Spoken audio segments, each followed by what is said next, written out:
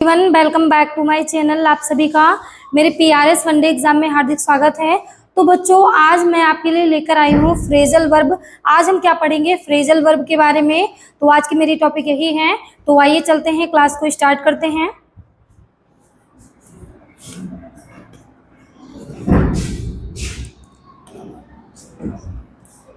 तो बच्चों, आज आपको फ्रेजल वर्ब को डीपली से पढ़ाया जाएगा, जिससे कि आपको पता चल सके कि आखिर फ्रेजल वर्ब क्या होता है।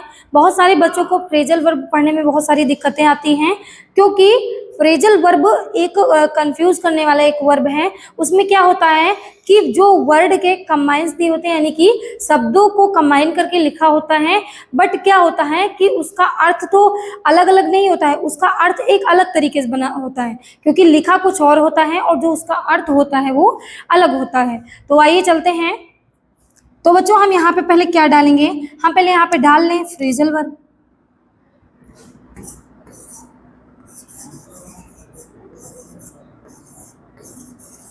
Phrasal verb. फ्रेजल वर्ब को बच्चों हिंदी में क्या कहते हैं, ये मैं आपको बताऊंगी। तो बच्चों, आज मैं क्या पढ़ूंगी? आज मैं आपको पढ़ाऊंगी फ्रेजल वर्ब के बारे में।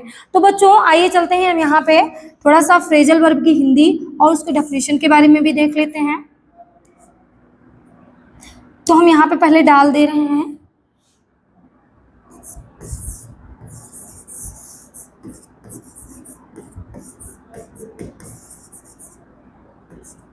और यहाँ पे मैं आपको बता दे रही हूँ, फ्रेजल वर्ब को कहते हैं संयुक्त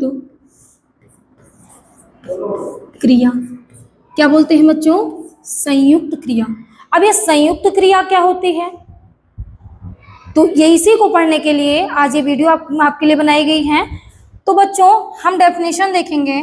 तो डेफिनेशन में लिखा है जैसे है ए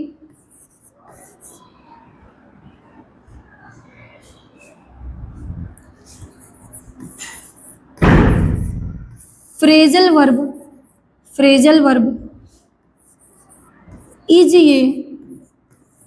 ए वर्ब, यानी कि फ्रेजल वर्ब एक क्या है? एक क्रिया है। और कैसी क्रिया है? यानी कि एक संयुक्त क्रिया है, यानी कि कंबाइन। तो कंबाइन किस प्रकार से होगा, ये आपको जानना जरूरी है। तो यहाँ पे लिखा a phrasal verb is a verb, यानी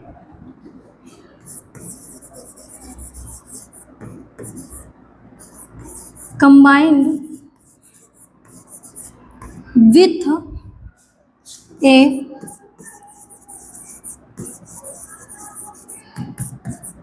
preposition or an adverb. A phrasal verb is a verb combined with a preposition or an adverb, यानी कि जो फ्रेजल वर्ब होती है उसमें किन चीजों का मतलब क्या कंबाइन रहता है? उसके साथ में या तो प्रीपोजिशन या एडवर्ब में से वर्ब के साथ में जुड़े होते हैं। या तो वर्ब के साथ में, क्योंकि वर्ब जिसको जो काम का बोध कराता है, ठीक है, उसे हम क्या बोलते हैं? वर्ब बोलते हैं। यानी कि ऐसे शब्द जो एक्शन वर्ड होते हैं जिनसे हमें कार्य की अनुभूति होती है, कार्य के बारे में पता चलता है कि हाँ, कार्य किस चीज के बारे में हो रहा है। तो वो तो बच्चों हमारा क्या हो गया? वो बच्चों हमारा वर्ब हो गया। ठीक, अब हमने तो वो जान लिया। अब हमें यहाँ पे देखना है कि कंबाइंड विथ ए प्रीपोजिशन और एन एडवर्ब, यानी कि क्या होता है कि वर्ब के साथ में या तो प्रीपोजिशन होगा या तो एडवर्ब होगा। ठीक, तो उसी को हम क्या बोलेंगे? संयुक्त क्रिया। तो संयुक्त क्रिया बच्चों कैसी होती है? जैसे कि लिखा है एग्जाम्पल में जैसे लिखा है लुक। क्या लिखा है? लुक। अब यहाँ पे लुक लिखा है, तो ये बच्चों हमारा क्या है? लुक का मतलब होता है देखना। ऐसे कम का मतलब क्या होता है?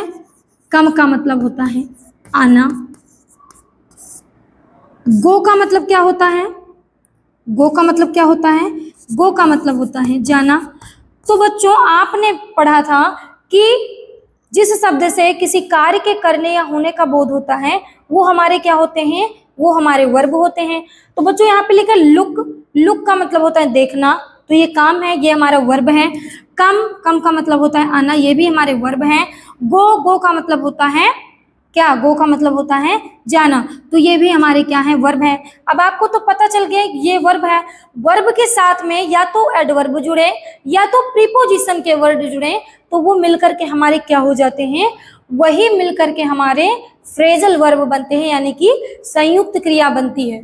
तो बच्चों जो वर्ब के साथ जो वर्ड आते हैं उनका अर्थ, उनकी मीनिंग और लुक यानी कि वर्ब की जो मीनिंग होती है वो अलग अलग वहां पर नहीं होती है, क्योंकि हम लिखेंगे वहां पर वर्ब के साथ में अलग वर्ड लिखेंगे, लेकिन हम ये नहीं कर सकते कि लुक का मतलब देखना होता है, इनटू का मतलब में होता है, तो देखने में इसका अर्थ ये निकलेगा, ऐसा नहीं है, क्योंकि उसमें लिखा कुछ और होता है। फ्रेजल वर्ब जो होते हैं लिखा कुछ और होता है और अर्थ उनका अलग होता है, यानी कि इंडिविजुअल तरीके से उसका जो अर्थ है वो अलग होता है। तो बच्चों जैसे कि आपको बताया गया कि प्रीपोजिशन एक संयुक्त क्रिया है जो यानी कि प्रीपोजिशन और एडवर्ब से जुड़कर यानी कि कंबाइन होकर वो अपने अर्थ में परिवर्तन करती है, तो वो हमारे क्या होते हैं, वो हमारे होते हैं फ्रेजल वर्ब। तो फ्रेजल वर्ब में जैसे कि मैंने अभी लिखा लुक यानी कि देखना, कम आना, गो जाना, तो ये हमारा क्या है, ये हमारा एक तो वर्ब है।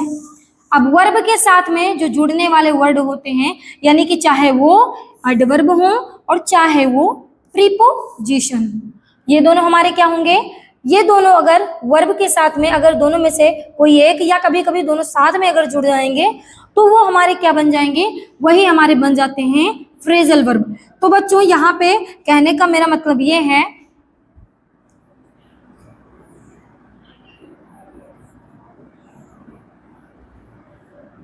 देखिए जो फ्रेजल वर्ब होते हैं वो क्या कैसे कंबाइन बनाते हैं, मतलब संयुक्त क्रिया बनाते हैं, कंबाइन जोड़ करके आपस में, तो वर्ब प्लस क्या,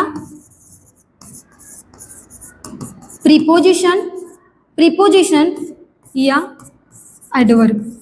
ठीक, वर्ब के साथ में या तो प्रीपोजिशन होंगे या तो आपके एडवर्ब होंगे, दोनों में से कोई एक जरूर होगा। जब हम प्रीपोजिशन के एग्जाम्पल देखते हैं तो ये सारी चीजें हमें मिलती हैं। अब देखिए बच्चों जैसे लिखा है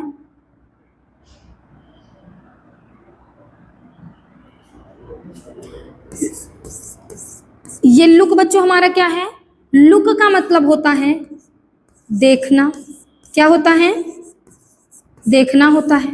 अब ध्यान से समझिएगा, लुक का मतलब क्या होता है, देखना होता है। ये हमारे क्या हैं, ये हमारे वर्ब हैं। ठीक, ये तो आपने जान लिया। अब इसके साथ में कौन सी चीजें जुड़ेंगी जिससे कि आपको पता चलेगा कि जो ये हमारे जो वर्ब है ये हमारा फ्रेजल वर्ब कैसे बन जाता है। तो जैसे मैंने लिखा लुक के साथ में मैंने क्या लिख दिया, आफ्टर लिख दिया। लुक के साथ मैंने क्या लिख दिया, आफ्टर लिख दिया। देखें लुक का मतलब होता है देखना, ये हमारे वर्ब हैं। अब इससे हमारा क्या बन गया, लुक आफ्टर, क्या बन गया, लुक आफ्टर।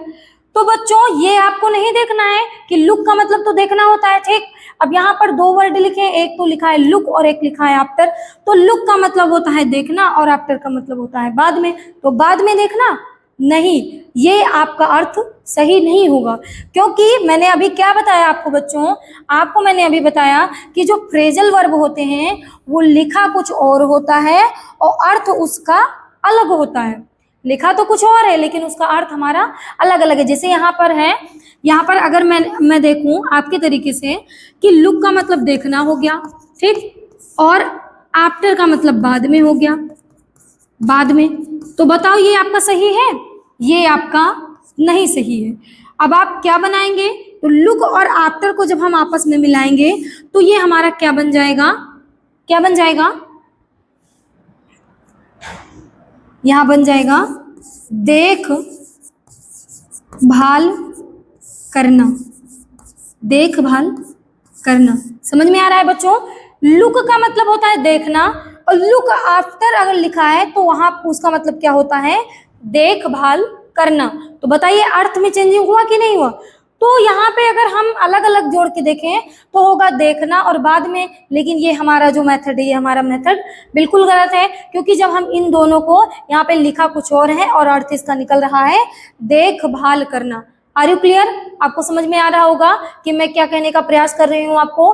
तो बच्चों मैं आपको कहने का ये प्रयास कर रही हूँ कि जो फ्रेजल वर्ब होते हैं, वर्ब के साथ या तो एडवर्ब जुड़ेगा या तो प्रीपोजिशन जुड़ेंगे, ठीक है, या तो एडवर्ब के वर्ड जुड़ेंगे या तो प्रीपोजिशन जुड़ेंगे।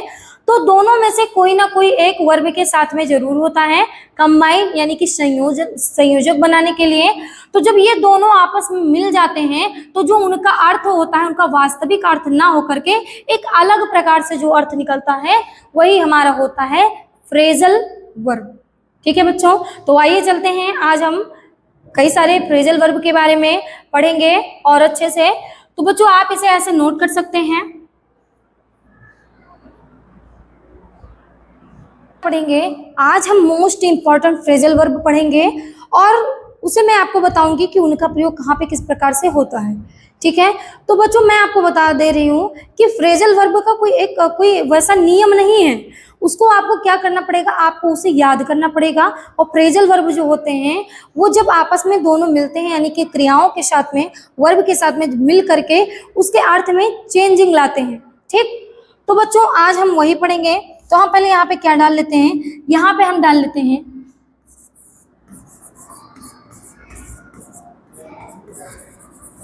Important phrasal verb. तो बच्चों हम यहाँ पे लिखेंगे फ्रेजल वर्ब। उसके बाद में हम यहाँ पे मीनिंग डालेंगे कि आखिर जब आपस में मिलेंगे तो उसके अर्थ में क्या चेंजिंग होगा। और यहाँ पे हम डालेंगे एग्जाम्पल। क्या डालेंगे बच्चों? एग्जाम्पल डालेंगे। Are you clear? तो बच्चों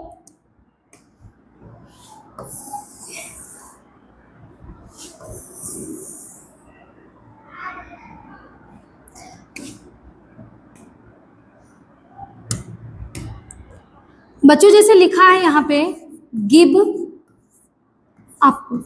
क्या लिखा है? Give up. अब देखिए ध्यान से, यहाँ पे गिव और क्या लिखा है? अप लिखा है। तो बच्चों यहाँ पे आप देखिए कि गिव का मतलब क्या होता है? देना, और अप का मतलब होता है ऊपर।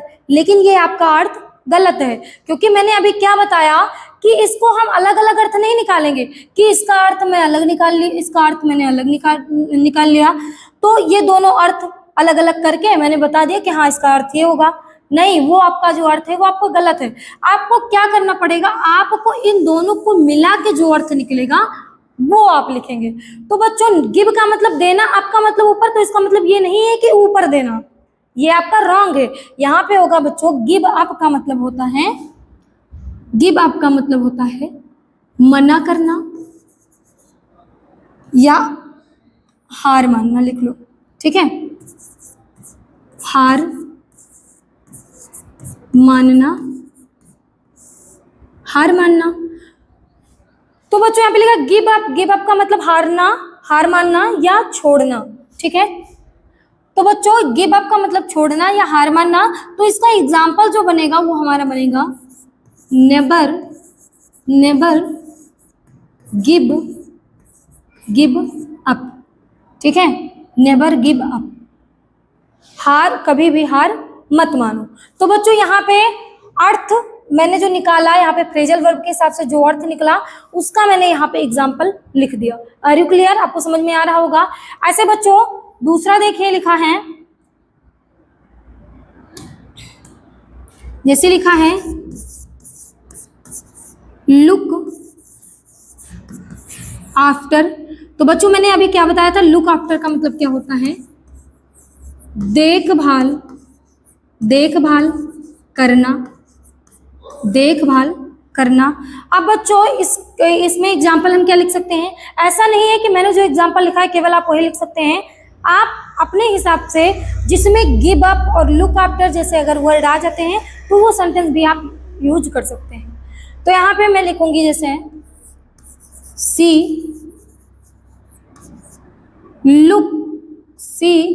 looks after her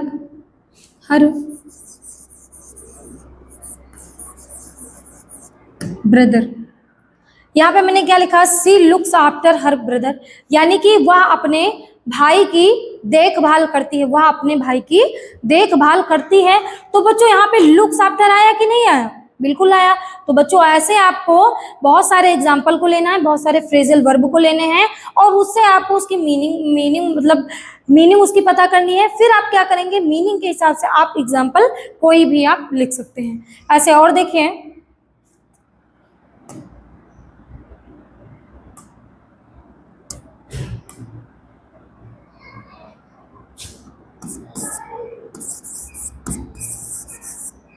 put on, क्या लिखा है बच्चों? Put on. अब ये नहीं है कि पुट का अर्थ हम अलग निकालें और ऑन का अर्थ हम अलग निकालें, ऐसा नहीं है। इन दोनों को मिलकर जो अर्थ निकलेंगे वो आपको लिखना है और उसके एग्जाम्पल भी आपको लिखने हैं।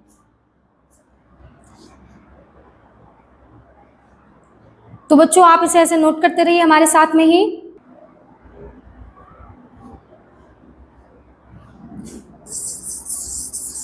पुट ऑफ, पुट ऑफ का मतलब क्या होता है? टालना या टाल देना। अब जैसे लिखा है, मैंने कहा कि अपने काम को मत टालो, अपने काम को मत टालो। इस चीज मतलब कोई काम आवश्यक है तो उसे मत टालिए। तो ये सेंटेंस भी हम यूज कर सकते हैं। जैसे पुट ऑफ का मतलब होता है टाल देना, तो हम क्या लिखेंगे यहाँ पे? यहाँ पे लिखेंगे don't put off your work. ऐसे बच्चों और देखिए, जैसे लिखा है टेक ऑफ।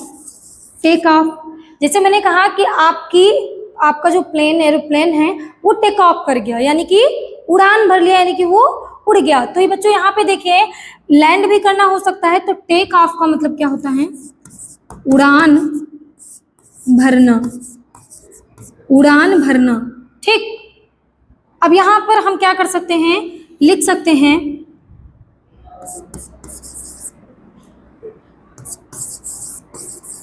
द प्लेन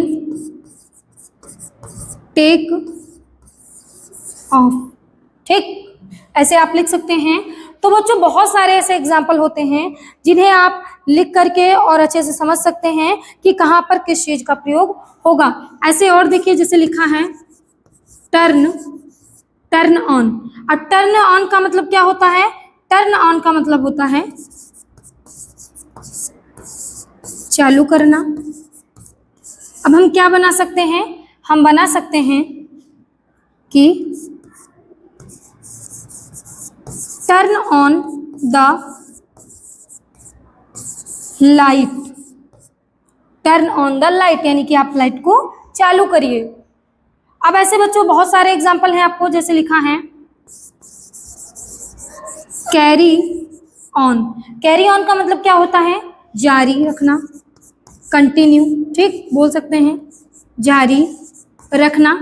अब बच्चों कैरी ऑन का भी प्रयोग अलग अलग प्रकार से सेंटेंस बनाने के लिए आप कर सकते हैं। तो बच्चों आपने देखा गिव अप का मतलब होता है हार मानना, यानी कि एग्जाम्पल में मैंने लिखा never give up. Look after का मतलब होता है देखभाल करना। सी लुक्स आफ्टर हर ब्रदर, यानी कि वह अपने भाई की देखभाल करती है। ऐसे पुट ऑफ का मतलब होता है टाल देना। तो यहाँ पे लिखा don't put off your work, यानी कि अपने काम को मत टालो। ऐसे है टेक ऑफ, यानी कि उड़ान भरना। द प्लेन टेक ऑफ, यानी कि जो प्लेन है वो उड़ान भर के यानी कि जा चुकी है। अब यहाँ पे देखिए और है टर्न ऑन, यानी कि चालू करना। टर्न ऑन का यानी यहाँ पे लिखा है example turn on the light, यानी कि लाइट को चालू करो। ऐसे कैरी ऑन का मतलब क्या होता है? कैरी ऑन का मतलब होता है जारी। कैरी ऑन का मतलब क्या होता है बच्चों? कैरी ऑन का मतलब होता है जारी रखना। तो आप बहुत सारे सेंटेंस ऐसे बना सकते हो, जैसे आप लिख सकते हो यहाँ पे, जैसे आप क्या लिखेंगे,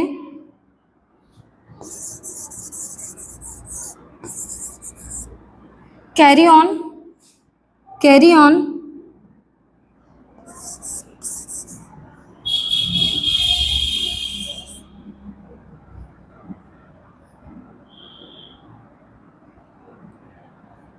कैरी ऑन योर वर्क, यानी कि अपने काम को जारी रखो। ऐसे और देखिए बच्चों, जैसे लिखा है यहाँ पे कॉल ऑफ। कॉल ऑफ का मतलब क्या होता है? कॉल ऑफ का मतलब होता है बंद करो।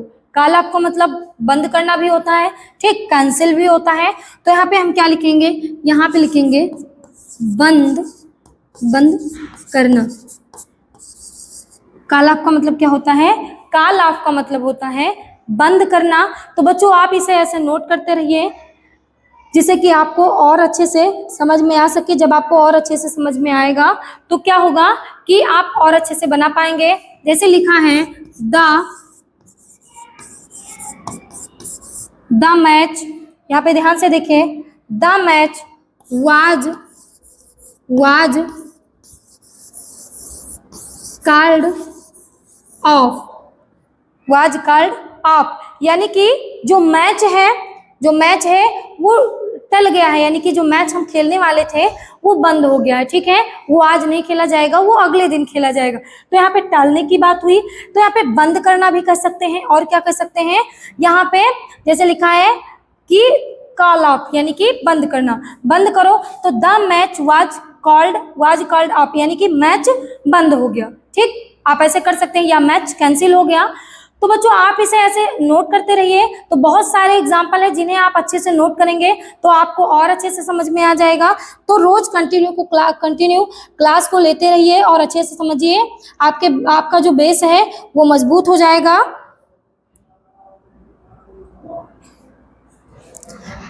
ऐसे बच्चों और देखिए, जैसे लिखा है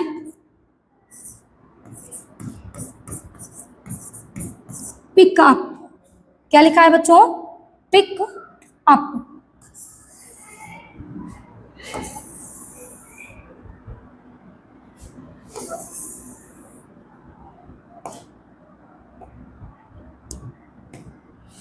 पिकअप का मतलब क्या होता है? उठाना। क्या लिखा है? पिकअप का मतलब होता है उठाना। तो जैसे लिखा है कि पिकअप योर बुक, अपनी किताब उठाओ, अपनी किताब उठाओ। तो बच्चों यहाँ पे ऐसा नहीं कि पिक का जो मतलब है, पिक शब्द का अलग अर्थ निकाल लिया और आपका अलग निकाल लिया, तो आपने अर्थ निकाल के अलग अलग करके यहाँ पे लिख दिए तो वो आपका सही हो गया, क्योंकि वो आपका गलत है। जब आप दोनों को कंबाइन करके जो आपका अर्थ निकलेगा उसी से जो हम एग्जाम्पल बनाएंगे वही एग्जाम्पल सही होगा। तो बच्चों ये आपका क्या है? ये आपका फ्रेजल वर्ब है। तो आप इसे ऐसे नोट करते रहिए। ऐसे और लिखा है, जैसे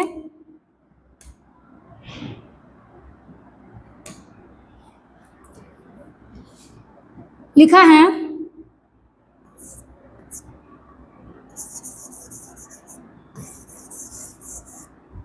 टर्न ऑफ। टर्न ऑफ का मतलब क्या होता है? बंद करना, बंद करना। तो यहाँ पे क्या होगा? यहाँ पे होगा turn off the light, turn off the light, ठीक है बच्चों। तो बच्चों बहुत सारे ऐसे एग्जाम्पल रहते हैं। आपकी बुक में एक एक्सरसाइज दिया होगा, तो जब आप एक्सरसाइज के माध्यम से और अच्छे से समझेंगे तब आपको और अच्छे से समझ में आ जाएगा। ऐसे बच्चों लिखा है, यहाँ पे लिखा है ब्रेक डाउन। अब ब्रेक डाउन का मतलब क्या होता है? ब्रेक डाउन का मतलब होता है, एक तो हम लिख सकते हैं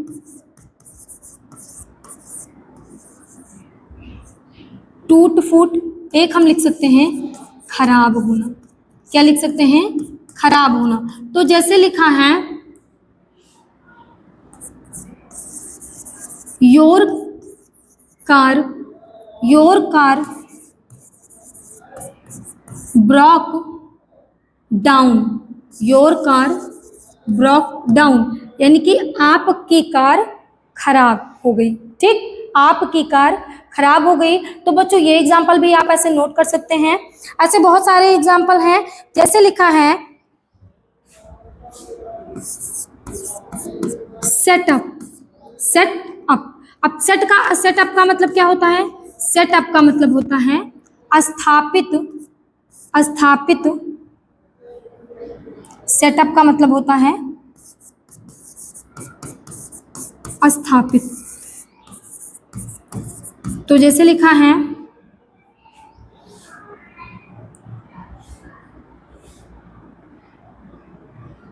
दे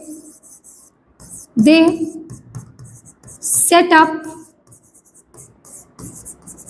कंपनी, दे सेटअप कंपनी। अब ऐसा नहीं है कि सेट का अर्थ अलग है और अप का अर्थ अलग है, अलग अलग निकालेंगे, अलग अलग नहीं निकालेंगे, एक में यानी कि दोनों को कंबाइन करके जो अर्थ निकलेगा उससे क्या बना?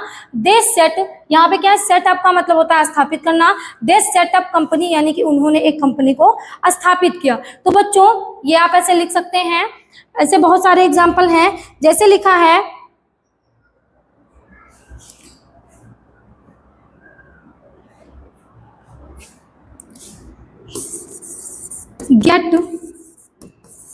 Get rid of. Get rid of का मतलब क्या होता है? छुटकारा। गेट रीड का मतलब होता ये है कि, और गेट रीड ऑफ का मतलब क्या होता है? छुटकारा पाना। क्या होता है? छुटकारा पाना। तो आप सेंटेंस बना सकते हैं कोई भी। तो छुटकारा पाने वाली जब कोई बात होती है तो वहां पर हम किस चीज का प्रयोग करते हैं? वहां पर हम गेट रीड का प्रयोग करते हैं। किस चीज का प्रयोग करते हैं बच्चों? गेट रीड का प्रयोग करते हैं।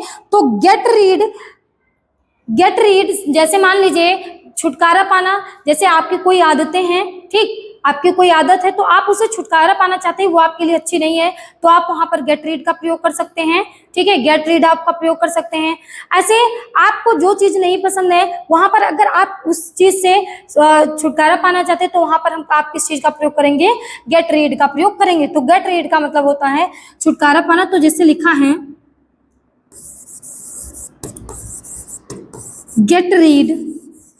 गेट रीड ऑफ बैड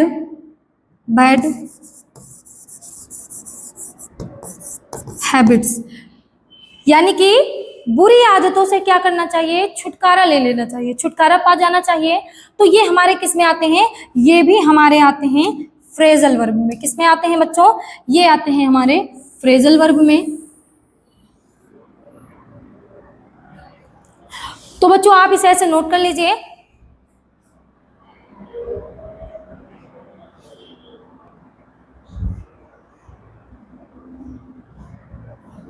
इसे और देखिए, जैसे लिखा है पुट ऑन। पुट ऑन का मतलब होता है पहनना, जब कोई पहनने वाली चीज होती है। तो जैसे लिखा है put on your jacket, put on your jacket, यानी कि अपनी जैकेट को क्या करो? अपनी जैकेट को पहनो। तो यहाँ पर पुट ऑन का मतलब ये नहीं है कि पुट का मतलब रखना है, तो आप रखने की चीज यहाँ पे रखना यूज कर सकते हैं, ऐसा नहीं है। पुट ऑन का मतलब क्या होता है? पहनना। तो पुट ऑन यानी जैसे यहाँ पे एग्जांपल है पुट ऑन योर जैकेट, यानी कि अपनी जैकेट को क्या करो? अपनी जैकेट को पहनो। तो बच्चों ये हमारा एग्जांपल है। ऐसे और बहुत सारे एग्जांपल है। जैसे लिखा है गेट ओवर। क्या लिखा है? Get over. तो गेट ओवर का मतलब क्या होता है? गेट ओवर जब दोनों आपस में मिलाएंगे तो इसका अर्थ निकलता है हमारा उभरना। क्या निकलता है? उभरना। तो बच्चों जैसे हमने लिखा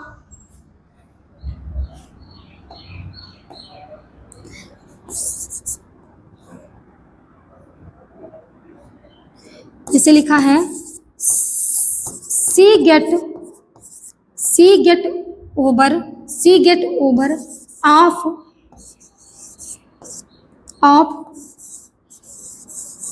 इलनेस, यानी कि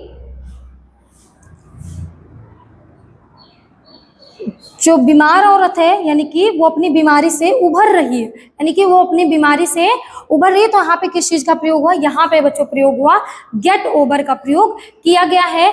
तो आप इसे ऐसे नोट कर लीजिए। ऐसे और लिखा है, जैसे लिखा है रन आउट। क्या लिखा है? Run out. यहाँ पे आप बच्चों लिख लीजिए ऑफ हर, इसे लिखा है रन आउट। अब रन आउट का मतलब क्या होता है, तो दोनों आपस में मिलाएंगे। ये नहीं है कि रन का मतलब दौड़ना होता है, आउट का मतलब होता है बाहर, तो ये मिला के क्या हो गए, रन आउट। तो ऐसा नहीं है, रन आउट का जो अर्थ होता है वो हमारा अलग होता है। तो बच्चों रन आउट का जो ये है ये हम अलग लिखेंगे। यहाँ पे जैसे मैंने लिखा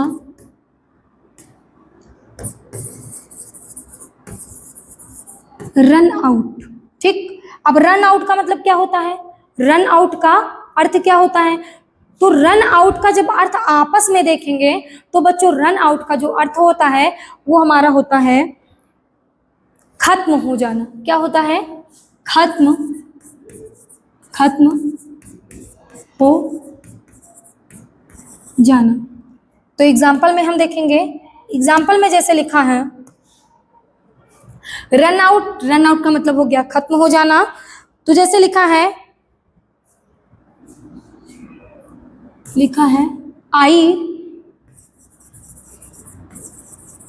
आई रन आउट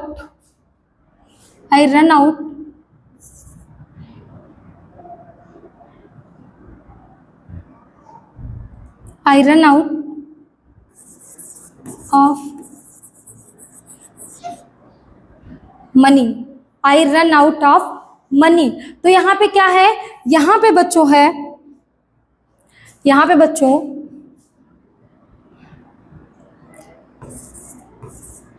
यानी कि जो हमारा धन है वो क्या हो गया है, खत्म हो गया है।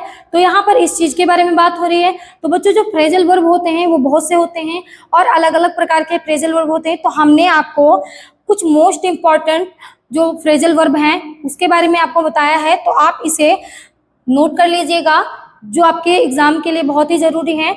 तो मैं आपको कुछ एमसीक्यू दूंगी और उसे आपको सही टिक करके कि आखिर कौन से वर्ड में कौन से फ्रेजल वर्ब की यानी कि क्या मीनिंग होगी वो आप लिख करके हमें कमेंट बॉक्स में बताइएगा, जिससे कि हमें पता चल सके कि आपने फ्रेजल वर्ब को पढ़ने से आपको कितना आया और कितना नहीं आया। तो मैं आपको कुछ एमसीक्यू दे रही हूँ जिसे आप ऐसे नोट कर लीजिएगा।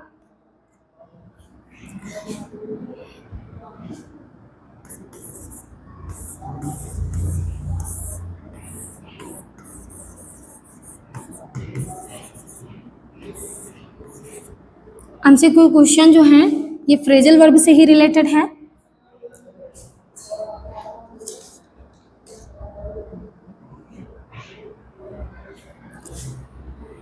तो पहला जो मेरा क्वेश्चन है वो है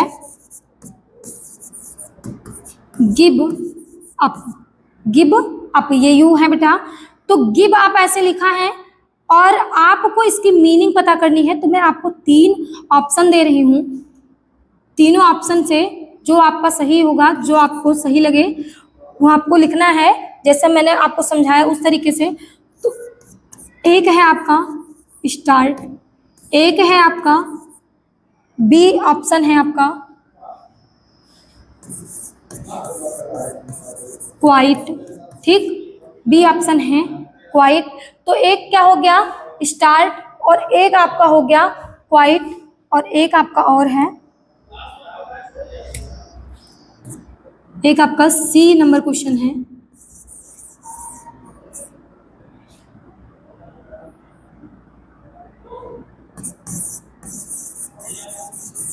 अब बच्चों आपको इसमें से आपको बताना है कि आखिर गिव अप की जो मीनिंग होगी वो क्या होगा, स्टार्ट होगा यानी कि आरंभ करना होगा, कि क्वाइट होगा, कि डिले होगा। इसमें से ये आपको बताना है। तो आप कमेंट बॉक्स में लिख करके आप बता सकते हैं कि आखिर गिव अप की जो मीनिंग होगी वो क्या होगी। ऐसे बच्चों है आपका दूसरा है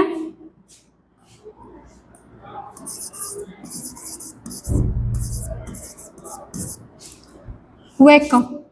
यहाँ पे मैं आपको लिखूंगी 3 एग्जाम्पल आपको लिखाया जाएगा। अब आपको बताना है कि आखिर इसका होगा क्या। तो जैसे एक लिखा है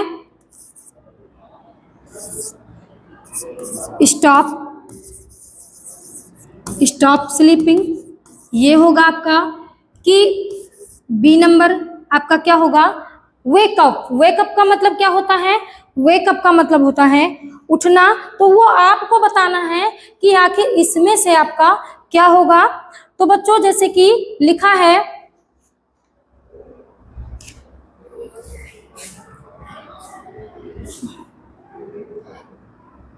स्टॉप स्लीपिंग, ऐसे दूसरा लिखा है स्लीपिंग, और एक आपका लिखा है रेस्ट। तो बच्चों आपको इसमें से बताना है कि आखिर कौन सा होगा। ये आपका सी नंबर है। ऐसे आपको मैं और एमसीक्यू दे रही हूं जो आपके लिए बहुत ही इंपॉर्टेंट है।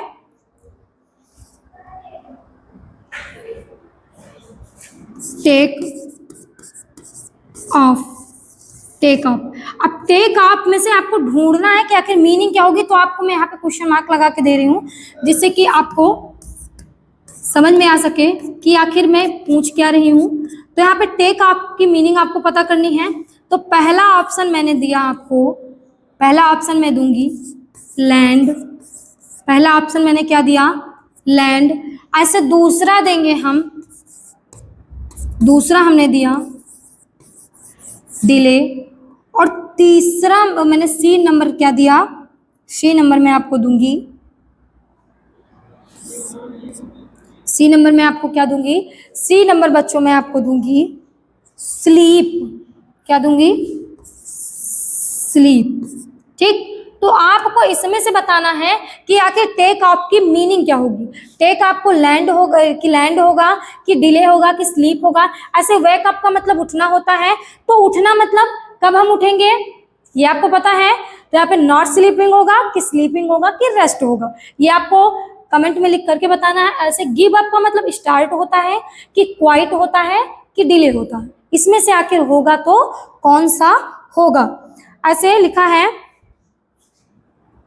चौथा हमारा बच्चों है कॉल ऑफ।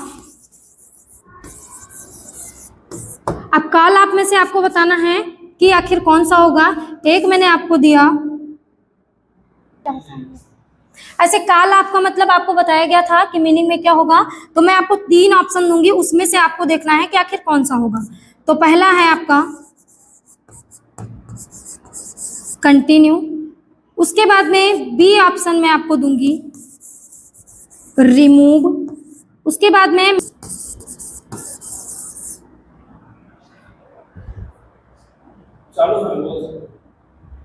तो बच्चों मैंने आपको कुछ एमसीक्यू दिए हैं, इसमें से आपको कमेंट में आपको लिख करके बताना है कि आखिर ये फ्रेजल वर्ब जो आपको बताए गए थे इससे पहले आपको ये जैसे आपको बताया गया है, ये आपको मीनिंग लिख करके एग्जाम्पल के तहत आपको समझाया गया है, ऐसे इसमें से आपको बताया गया था। तो बच्चों आपको उसी में से देख करके और अच्छे से समझ करके आपको बताना है कि आखिर गिव अप की जो मीनिंग होगी वो क्या होगा, वेक अप का, टेक ऑफ का और कॉल अप का क्या होगा। तो आप कमेंट में लिख करके जरूर बताइएगा जिससे कि हमें पता चल सके कि आपने फ्रेजल वर्ब को पढ़ा तो आपको कितना आया और कितना आपको नहीं आ रहा है। तो आज के लिए बस इतना ही, कल मिलेंगे एक नई वीडियो में नए टॉपिक के साथ में। तब तक के लिए आप सभी का बहुत बहुत धन्यवाद। अगर आप चैनल पर नए हैं तो चैनल को सब्सक्राइब करना ना भूलें। Thank you so much.